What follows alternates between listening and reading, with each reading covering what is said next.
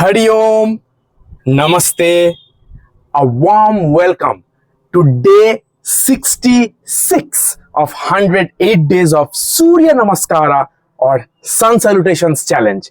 So today it's pretty sunny in here. So today we will be discussing and continuing the effects of being established firmly in the 5 niyamas. So today we are going to discuss the 5th and the last niyama, aparigraha, or non-covetousness, or non-receiving of gifts, non-accumulation, non-hoarding. Okay, what happens when a yogi or practitioner is firmly positioned, poised in aparigraha, or non-receiving of unnecessary gifts or gifts with strings attached. So we will discuss that in our yoga philosophy section. But for now, first, we will do our asana practice with our sun salutations or Surya Namaskar flow. By the way, if you haven't watched yet the very interesting discussion on Brahmacharya on the day 65th yoga philosophy discussion, do watch that video here showing in the iCard, and you will have a lot of fun there. Okay, and very interesting discussion you will see. 2 days also. So stay tuned until the end for the aparigraha discussion. For now, let's get onto the mat.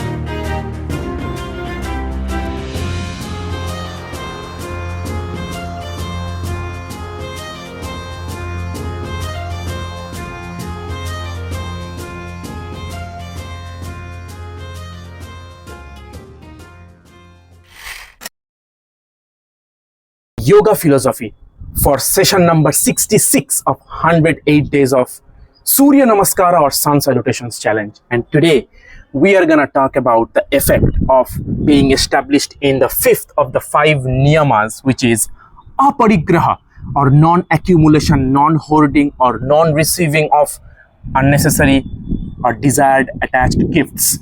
Now, let's first learn the Maharishi Patanjali's sutra itself, and then let's get into the discussion. The sutra goes like this. It's in second chapter, Sadhana Pada, sutra number 39. Remember, we started with sutra 35 with the effect of ahimsa, then satya. Ahimsa is non-violence, satya is truth, asteya, non-stealing, then brahmacharya in the last session, which is yesterday's session in the 65th, and today in the 66th, the last one of the niyamas, Aparigraha. The sutra goes like this. 39th sutra, second chapter, Sadhana Pada. Aparigraha sthairye janma-kathaṁtā-sambodhaḥ. Aparigraha sthairye janma-kathaṁtā-sambodhaḥ. This means literally one who is firmly established in the social discipline of aparigraha, non-accumulation, non-hoarding, then the knowledge, the wisdom, the understanding of why, wherefore, and the how of birth manifests to them, to the practitioner. Okay, when the practitioner is established firmly in the niyama, social discipline of aparigraha, non-accumulation, non-hoarding, non-receiving of gifts, then very interestingly so, right? Then what manifests, what appears is the wisdom, the knowledge of why and how of births. Now, I will give two interpretations based on highly established yogic scholars. So basically, one explanation is how the functioning of the birth happens. In fact, like what is the identity of the practitioner or yogi in the previous births, like their knowledge and wisdom of what they were at what position, what location, in what form, like in what janma, what jati, what kul. Basically, the wisdom of their births in the previous lives. One school of scholars talk about this, that why and how of births means the wisdom, the knowledge of how the yogi was in their previous births, or how the birth cycle happened for him or her. Okay, you see, and the other aspect I will talk. I told you that I will give you two interpretations. Non-accumulation, non-hoarding, or not receiving any gifts which has a string of desire attached to it. For example, somebody gives you a gift and tomorrow he or she come to you and ask for a favor, and you know that it's very fresh of a memory that they gave you a gift and you received the gift. So you will be very hesitated to not fulfill their desire, whatever they came with, because you just accepted a gift the day before or 2 days before or something like this. So usually, whenever there is some gifts, very rarely so in this materialistic world, especially in Kali Yuga, it comes without the strings of desires or a return favor back. So whenever somebody is established in non-receiving of gifts or just non-accumulation, basically being minimalist, non-accumulation or non-hoarding, not having excess of things that they are already possessing, like excess of clothes, excess of books, excess of pens, whatever excess of whatever one uses in their daily life, then one understands how the desire functions. Am I making sense? Because whenever somebody is receiving a gift, or in the sense of hoarding, or whenever is being able to stop, is firmly established in aparigraha, means not hoarding, not accumulating, not receiving, resisting the desires to get more and more, whether it's through the means of gifts or it's by satiating their own desires, then they understand, then they get under their control how the desired thing works. And if you think about this a little deeper, when two persons come together, make love and give birth, these are coming from basic animalistic I'm using the word animalistic is because reproductive, we are animals too, rational animals, right? So I'm using the word animals because animalistic, because these Muladhara chakra desires are very commonplace desires.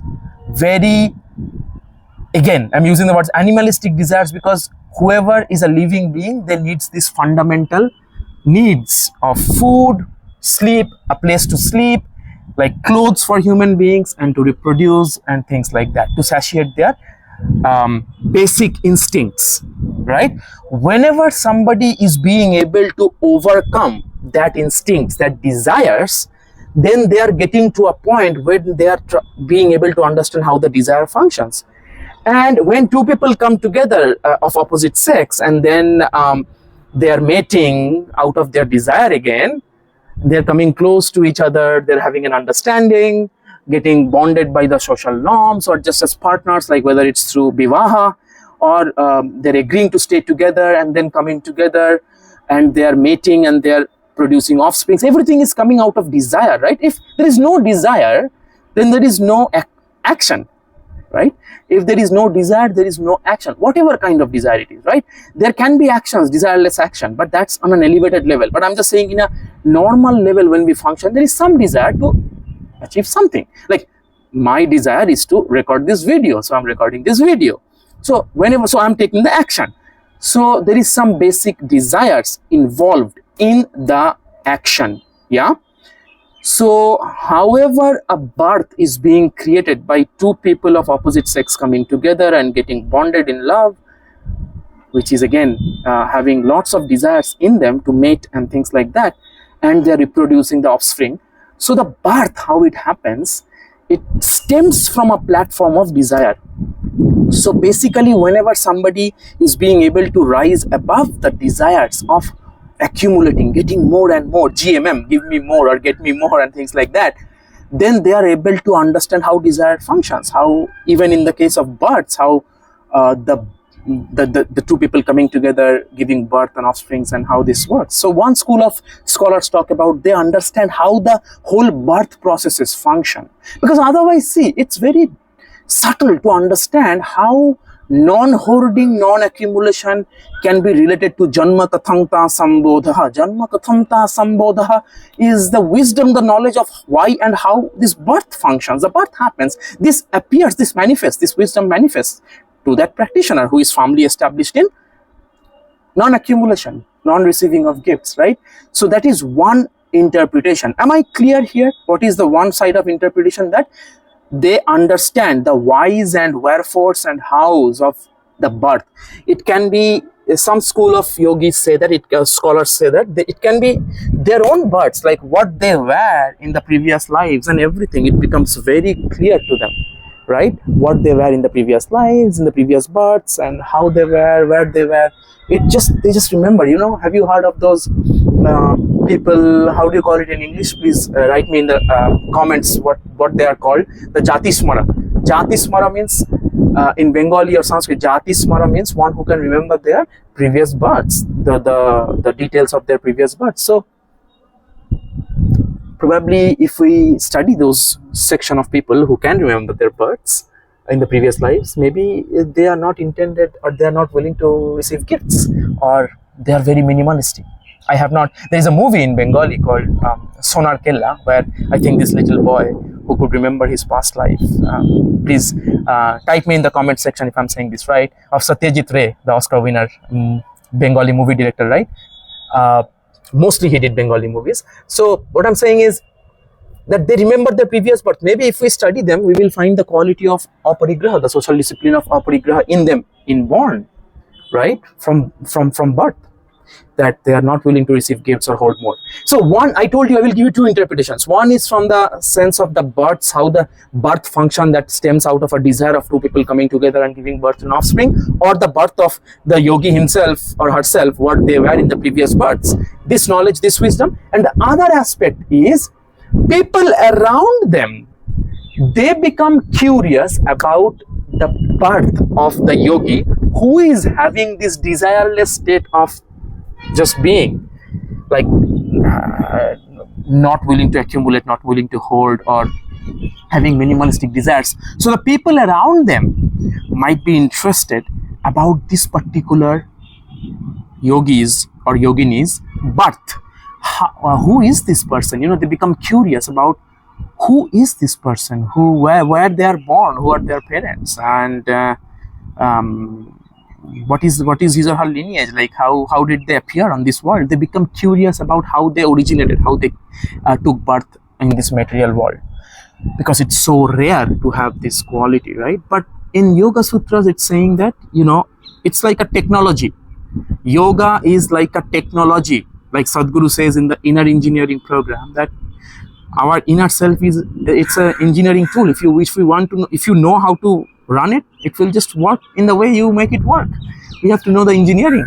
Engineering means, it's like technology means, if you press a button, if it is meant to do something, it will do. Whether you press it or your son press it or your daughter presses it or your wife presses it, it will happen the exact way it's meant to happen if you are pressing the right button, right? You just need to know how to press the button. Similarly, if one is established in their yoga practice of the social discipline of non-hoarding, this wisdom will appear. As simple as that. No beating around the bush, boom, boom, boom, boom, boom. If you do ahimsa, people, the animals around you, the living beings around you, they will forget about their ahimsa, about their wild nature. They will be non-violent and all that. If you are truthful, you will manifest all the results of your actions that you intend.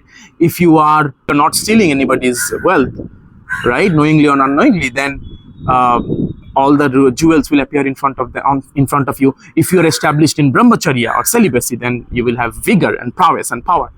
And then if you are established in non-hoarding, non-accumulation, or non-acceptance of gifts that are bound with strings, or if you are not aware that they are bound with strings, if you receive them, if you are able to not receive those kind of gifts, then the knowledge, sambodhaḥ, special knowledge, wisdom of how the birth functions, why and how, and all that details of births will manifest, will come.